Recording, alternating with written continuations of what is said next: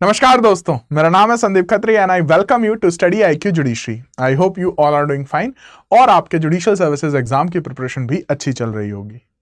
Now coming to the topic of the day. आज का topic है सबसे important section when it comes to the Indian contract act, जो कि है सेक्शन नंबर 10, जो कि इस क्वेश्चन का आंसर करता है कि कौन से एग्रीमेंट्स होंगे जो कि एक वैलिड कॉन्ट्रैक्ट बनेंगे। सेक्शन 10 के इंपॉर्टेंट एसेंशियल्स क्या हैं, जैसे कि what is free consent. Free consent होता क्या है? जब हम पार्टीज की बात करते हैं तो पार्टीज में क्या कैपेबिलिटीज होनी चाहिए so that they can make a contract.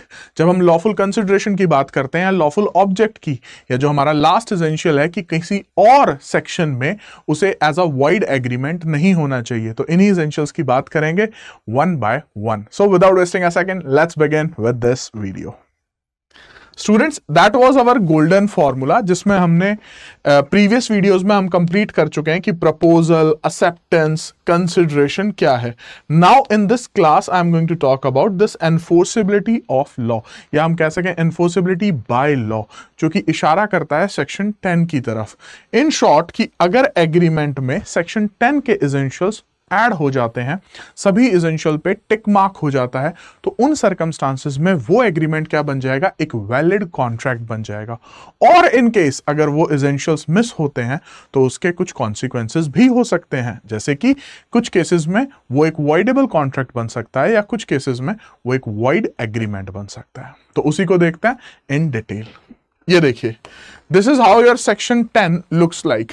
What agreements, कौन से एग्रीमेंट्स होंगे जो कि कॉन्ट्रैक्ट बनेंगे? So here it is, all agreements are contracts if they are made. In short कि सारे के सारे एग्रीमेंट्स कॉन्ट्रैक्ट होंगे अगर आपके ये एसेंशियल्स फुलफिल हो जाते हैं, जिसमें आपका फर्स्ट एसेंशियल बनता है फ्री कंसेंट।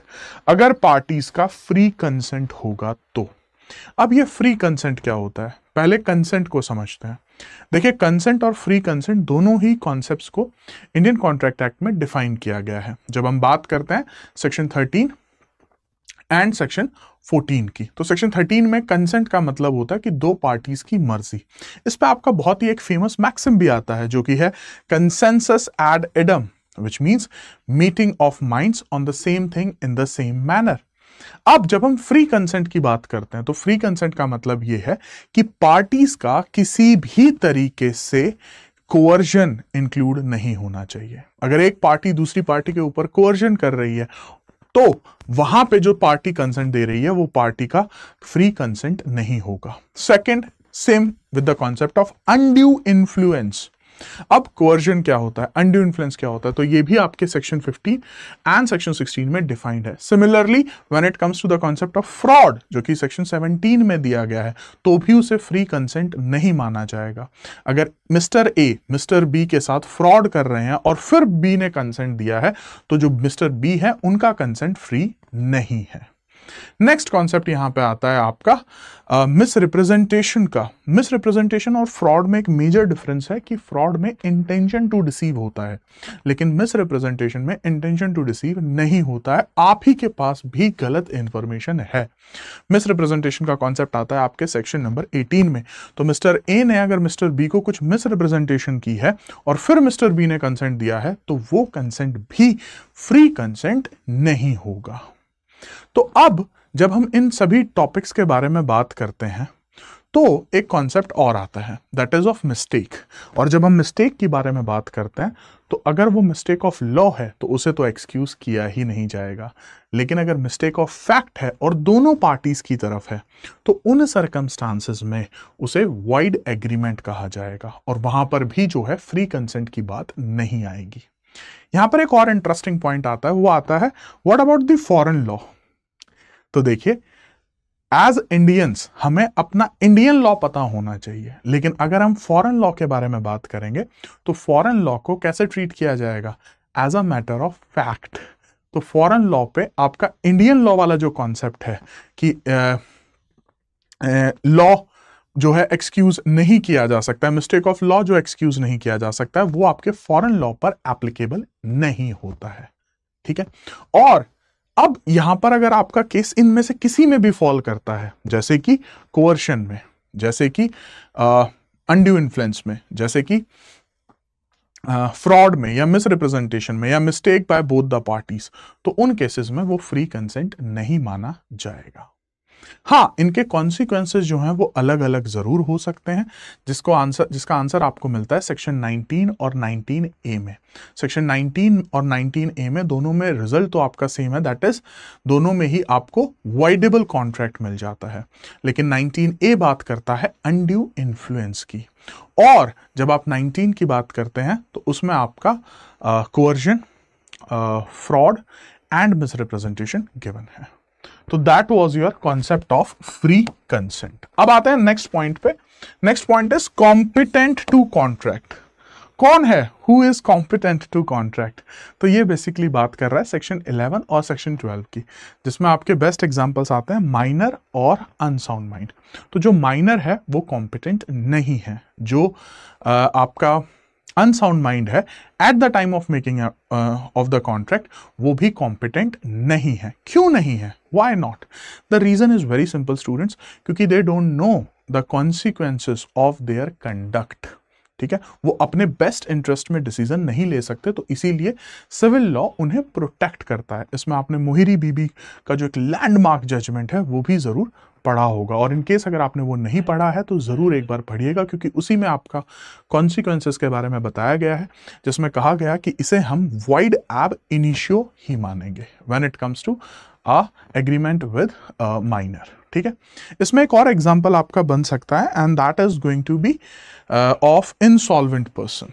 ठीक है जी, अगर कोई पर्सन इनसॉल्वेंट है तो उसको भी जो है कॉम्पिटेंट नहीं माना जाता है। रीजन बीइंग, क्योंकि अगर उससे कॉन्ट्रैक्ट किया और उसने ब्रीच कर दिया तो क्या आप उससे डैमेजेस ले पाएंगे? And the answer is no, we can not. तो इस वजह से उसे भी कॉम्पिटेंट नहीं माना जाता है। So this is basically your second important essential. Now coming to the third one, lawful consideration. तो lawful consideration and lawful object, ये आपका थर्ड एंड फोर्थ एसेंशियल हो जाएगा। तो व्हाट इज कंसिडरेशन? ये हमने पढ़ा था सेक्शन 2D में, और जिसको कि आप रीड विद करते हैं विद सेक्शन 25, जिसमें कंसिडरेशन नहीं भी होती है, तब भी आपका जो है एक वैलिड कॉन्ट्रैक्ट बन जाता है। तो कंसिडरेशन जो होनी चाहिए वो लॉफुल होनी चाहिए। अगर लॉफुल कंसिडरेशन नहीं होगी तो वो कॉन्ट्रैक्ट नहीं बनेगा। सिमिलरली आपका ऑब्जेक्ट भी लॉफुल होना चाहिए, जैसे कि ऐसा नहीं हो सकता कि आपने इस तरीके का एग्रीमेंट कर लिया है कि मैं आपको 10 लाख रुपए दूंगा और आप मेरे लिए मर्डर कर दीजिए। तो क्योंकि अब वहां पे उस कॉन्ट्रैक्ट का पूरा एग्रीमेंट का ऑब्जेक्ट ही क्या बन रहा है कि आप एक ऑफेंस कराना चाहते हैं, तो वो लॉफुल ऑब्जेक्ट होने की वजह से जो है, क्योंकि उसमें लॉफुल ऑब्जेक्ट नहीं है, तो वो भी एक वैलिड कॉन्ट्रैक्ट नहीं बनेगा। नेक्स्ट इसमें आपका पॉइंट आता है not hereby expressly declare to be void. तो इंडियन कॉन्ट्रैक्ट एक्ट में कुछ ऐसे सेक्शंस हैं जहां पे स्पेसिफिकली लिखा हुआ है कि इन सिचुएशंस में अगर आपका केस फॉल करता है तो वो एक वॉइड एग्रीमेंट ही होगा। जैसे कि सेक्शन नंबर 24 से लेके सेक्शन नंबर 30 तक आपके वॉइड एग्रीमेंट्स हैं। ठीक है जी, तो उन केसेस में अगर आपका केस वहां पे फॉल कर रहा है तो वो भी एक वैलिड कॉन्ट्रैक्ट नहीं बनेगा। अब आइएगा जी, आपके जो हैं 5 एसेंशियल्स यहां पर हो गए हैं। तो सेकंड पैरा पे आते हैं, nothing herein contain shall affect. Mandatory है कि यह अफेक्ट नहीं करेगा law in force in India and not hereby expressly repealed by which any contract is required to be made in writing or in the presence of witness or any law relating to registration of documents. Usually students इस second para को ignore कर देते हैं, but यहां से भी आपको PT में या इंटरव्यू में क्वेश्चंस आ सकते हैं। और वो क्या क्वेश्चंस बन सकते हैं कि व्हाट इफ अगर रजिस्ट्रेशन एक्ट और इंडियन कॉन्ट्रैक्ट एक्ट में किसी तरह की कॉन्ट्रडिक्शन होती है तो which law is going to prevail. जैसे कि एक एग्जांपल लेते हैं, section 9 of Indian contract act साफ साफ ये बात करता है कि आपका कॉन्ट्रैक्ट एक्सप्रेस भी हो सकता है और इम्प्लाइड भी हो सकता है, विच मीन्स कि ओरल कॉन्ट्रैक्ट्स भी हो सकते हैं, राइट। लेकिन जब हम रजिस्ट्रेशन एक्ट के बारे में बात करते हैं तो फॉर एग्जाम्पल अगर आप कोई भी प्रॉपर्टी परचेज करते हो, इमूवेबल प्रॉपर्टी जिसकी वैल्यू 100 रुपीज से ज्यादा है, तो उन सर्कमस्टांसेस में आपको वो रिटर्न में ही होना चाहिए और वो रजिस्टर्ड भी होना चाहिए। तो अब हमने तो कंडीशंस पढ़ ली कौन से एग्रीमेंट कॉन्ट्रैक्ट होंगे। तो अगर मान लीजिए मैं आपको कोई एक फ्लैट सेल कर रहा हूं 10 लाख रुपीज में और हम उसको रिटर्न में नहीं कर रहे हैं, ठीक है, और उसको रजिस्टर भी नहीं करा रहे हैं, तो भी क्या वो एक सेल डीड मानी जाएगी? और इसी क्वेश्चन का आंसर करता है ये, जो कि ये कहता है कि as per to the registration act, जिसमें कि आपके रिटर्न कंपलसरी होगा या उसमें आपको प्रेजेंस ऑफ विटनेस की भी जरूरत पड़ेगी, तो ये सेक्शन 10 का जो लॉ आपने पढ़ा है ये इसको अफेक्ट नहीं करेगा। तो अगर मैं इन शॉर्ट आपको एक लाइन में इस बात को कंक्लूड करूं, तो जो आपका इंडियन रजिस्ट्रेशन एक्ट है वो आपका क्या करेगा, प्रिवेल करेगा over the concept of section number 10 के फर्स्ट पैरा पे।